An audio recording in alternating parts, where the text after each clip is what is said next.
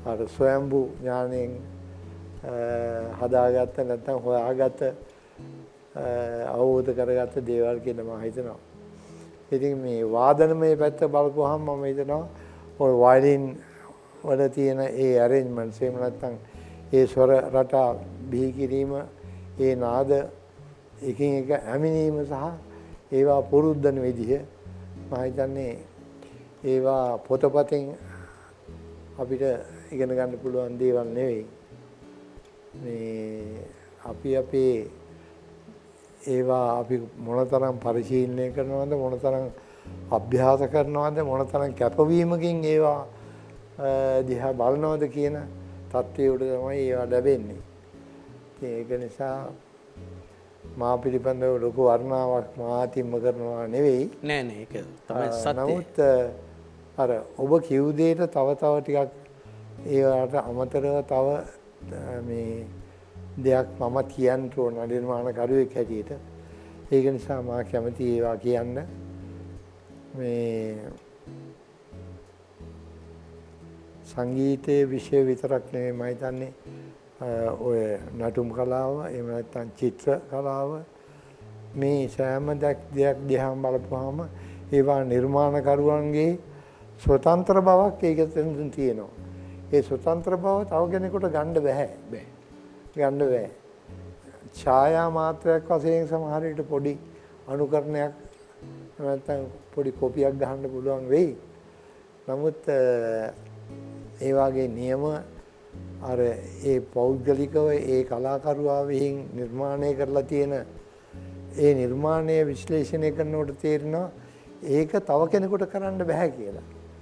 ඉතින් ඒක නිසා මම හිතනවා අපි සංගීතයේ විතරක්ම එහෙම නැත්නම් සප්තස්වරයේ පිළිබඳව දැනුමක් විතරක්ම ලබලා මේ තත්ත්වයට එන්න බෑ කියලා. ඒක හරියට ආදරේ වගේ. හිතුනොත් හිතුණ නැත්තම් නෑ. ගන්න බෑ. හොඳයි. දැන් අර අද දවසේ වෙනකොට වර්තමාන නිර්මාණ ලෝකේ හුඟක් තරුණ දරු සිටිනව බොහෝ දේවල් හදාරන්න හොයන්න. ඉතින් අවාසනාවකට උන්ට ඒකට හැදිච්ච නිශ්චිත මාවතක් නේ. ඒක තමයි ප්‍රශ්නේ තියෙන්නේ. දැන් ඔබතුමා පිළිබඳව හදාරන්නට ඕනේ කියලා මම දීර්ඝ කාලයක් අදයේ නෙවෙයි. බොහෝ කාලයක් මගේ මාධ්‍ය ජීවිතයේ අවුරුදු 25ක් විතර කාලයක් මම මේ කතාව කියනවා. මට හම්බ වෙන හැම තැනකම. හැබැයි හුඟක් වෙලාවට මට ඉඩ ලැබෙන්නේ නැහැ මේක කියන්න. හුඟක් වෙලාවට මටත් අවස්ථාව හම්බ වෙන්නේ ගීතේ පද රචනාව ගැන කියන්න. නෑ ඕක කිව්වහම ඕක එච්චර වැදගත් නෑ වගේ තැනක තමයි. ඉතින් අපිට මේ අවස්ථාව හදලා දෙන්නේ ඇත්තටම මේ ප්‍රයිම් සමූහයේ අධිපතිතුමා ප්‍රේමලාල් බ්‍රාහ්මණගේ මේ සුලවතානන් ප්‍රේමලාල් බ්‍රාහ්මණගේ මැතිතුමා, එහි සම සභාපතිනි සඳමිනී පෙරේරා මැතිනිය සහ මේ වැඩසටහනට අපව සම්බන්ධීකරණය කළ මෙහෙම එකක් කරමු කියලා ඍජුවම යෝජනා කළ ප්‍රවීණ මාධ්‍යවේදී තිලින්න සමරසිංහ කලාකරුවා සහ මේ වැඩේ සම්බන්ධීකරණය කළ අධීක්ෂණය කළ ලක්ප්‍රිය විජේනාරායන අපේ හිතවතා. ඒ සියලු දෙනාම එකතු වෙලා එක හඬින් කිව්ව එකක් තමයි නෑ අපිට පද රචනාවන් ගැන නෙවෙයි අපිට ඊටාම වැදගත් මේ සංගීත වේදාත්මකව සංගීතවේදියෙක් කොහොමද මතුවෙන්නේ කියන එක. මේ ඔබ්ජෙක්ටිවිටි එක සමාජයට දෙන්න එක සැරේට තේරෙන්නේ නැති වෙයි. හැබැයි ඉතින් කාලයක් එක ගියාම මේක මිනිස්සු වටහා ගනී කියලා. ඉතින් ඒ නිසා අද ඔබතුමා මෙලෙස හමුවීම ඉමහත් ආනන්දයට හේතුවක්. අපේ අමන්දානන්දයට අද දවස මට විතරක් නෙවෙයි. මේ වාදක මණ්ඩලයට මේ පිටිපස්ස සිටින මහා සංස්කෘතික සමාජයට විතරක් නෙවෙයි මුළු මහත් ශ්‍රී ලංකාවට මේ වැඩසටහන නරඹන ඔබේ සුවහසක් රසිකයෝ එදා සාප්‍රසංගයේදී ඔබ නිසා මිහිරටපත් අප්‍රමාණව රසාවිෂ්ට වූ සහෘදයන් රසිකයන් අපවන සොම්නසට පත්වේවි. ඔබ මේ වැඩසටහන තුළ මේ විදග්ධ මේ ශාස්ත්‍රීය කතාබහ මේ ගැයුම් සමග අප හා සම්බන්ධ වීම පිළිබඳව. ඔබ දිගු කලක් ලංකාවේ වැඩ කරන්න ඕන කෙනෙක්. ඔබට ශක්තිය තියෙනවා, ඔබට ඒ ධෛර්යය තියෙනවා. ඔබ ඉතාමත් හොඳ සංස්කෘතික ස්මරණයක් සහිතව, විශේෂ ස්මෘතියක් සහිතව ඔබ ඉන්නේ. අපි මුළු රටේම සුභාශිර්වාදයේ රැගෙන මේ මණ්ඩපයේදී ඔබ නිදුක් නිරෝගීව මේ රටට ඊටාම අත්‍යවශ්‍ය දැන් ඇප්ලයිඩ් මියුසික් කියලා කියන කාරණේ හැටි සැලකෙන එකක් නෙවෙයි අදටත් ශාස්ත්‍රීය මණ්ඩපවල. හැබැයි ඇප්ලයිඩ් මියුසික් වලට નિયમિત කල්චරොලොජි එකක් විෂය ධාරාවක් සංස්කෘතික වේදයක් තියෙනවා. ඒ නිසා තමයි වික්ටර් රත්නායක නම් වූ චරිතය ගොඩ නැගෙන්නේ. ඒක ඇතුලේ තියෙන ප්‍රතිභාව ඇතුලේ තියෙන සංරචක නිසා. එතකොට මම ඔබට අද මේ අප්‍රමාණව හමුවීම නිමිත්තෙන් මගේ සුභාශිර්වාදයේ පළ කරන එක වැකියක් තියෙනවා. ඒ කියන්නට මත්තෙන් මේ කතාවත් කියලාම ඉවර කරන්නට ඕනේ. හුඟක් පුංචි කාලේ දවසක ඈත රඟහලක අර මං කියවපු ඉංග්‍රීසි කවියක තිබුණ රොබර්ට් ෆ්‍රොස්ට්ගේ රත්නායක මැතිතුමනි මිනිස්සෙක් ආකාශයේ තියෙන තරුව දිහා බලාගෙන ඉන්නවා. බලාගෙන ඉඳලා මේ මිනිස්සයාට හිතෙනවා මේ තරුව ළඟට පෙනුණා නම් හොඳයි කියලා. හැබැයි ඉතින් මිනිහා මරු වැඩක් කරනවා. මිනිහා ගෙදර ගිහිල්ලා ගෙට ගිනි තියලා දුරේක්ෂයක් ගන්නවා. දුරේක්ෂයක් කරගෙන ඇවිල්ලා දැන් ගෙට ගිනි තියන්නේ මිනිහාට සල්ලි නැහැ දුරේක්ෂයක් ගන්න. ගෙට ගිනි තියලා රක්ෂණ සංස්ථාවට යනවා. ගිහලා සල්ලි ගන්නවා මේ හතුරෙක් මගේ ගෙට ගිනි තිබ්බා කියලා. දැන් මිනිස්සයා අර සල්ලි ඔක්කොම අරන් ගිහලා වටිනා දුරේක්ෂයක් ගන්නවා. අරගෙන තරුව දිහා බලනවා. තරුව ළඟට පේනවා. හරි ලස්සනට තරුව පේනවා. අත දාලා අල්ලන්න හදනවා වෙන්නේ. ඊට පස්සේ කවියේ තියෙනවා I looked කියලා let it be there කියලා යන්නේ යනවා. ඔබත් ඔහම උතන ඉන්න කියලා යන්නේ. මාත් මෙහෙම මෙතන ඉන්නවා කියලා තමයි යන්නේ. දැන් මාත් පුංචි කාලේ ඔබ පුංචි දරුවෙක් හැටියට ඒ රඟහලක අඩුම මිලට ගන්න පුළුවන් ටිකට් එකක් අරගෙන ගිහිල්ලා රඟහලක බලන් ඉන්නවා. එහෙම තරුවක් දිහා රඟහලක කෙළවරක සෙනග පිරිලා එහෙම හිටි තැනක බලාගෙන හිටියාම මම කල්පනා කරනවා ඉතින් මේ තරුවට කවදාවත් අපිට ලං වෙන්නට බැරි වෙයි කියලා. එහෙම ඉතින් රඟහලවල් ගණනාවක්. කාගෙන් හරි ණයට හරි කීයක් හරි ඉල්ලගෙන රඟහලවල් ගණනාවක සැරිසරනවා. මෙහෙම සැරිසරලා අවුරුදු 12 15ක් විතර යනකොට අපිට පොඩි දෛවයේ වාසනාවකට මේ තරුවට ලං වෙන්න වාසනාව ලැබෙනවා. ලං වෙලා සුහදයෙක් බවට පත් වෙලා සමීපයේ හිඳින්නට වරම වාසනාව ලැබෙනවා. ඈත දිනයක ඔබට මට ගීයක් දෙකක් නිර්මාණය කරන්නටත් වාසනාව ලැබුණා. ඊටාම සුහදයෙක් ගෞරවනීය වැඩිහිටියෙක් බවට පත් වෙනවා. ඒ තමයි ඔබ. ඔබ තමයි තරුව. ඉතින් ඒ තරුවට මෙලෙස ලං වී හිඳින්නට වරම වාසනාව ලැබීම මම හිතනවා සංසාර ගමනේ අපිට ලැබිච්ච ලොකු තෑග්ගක්.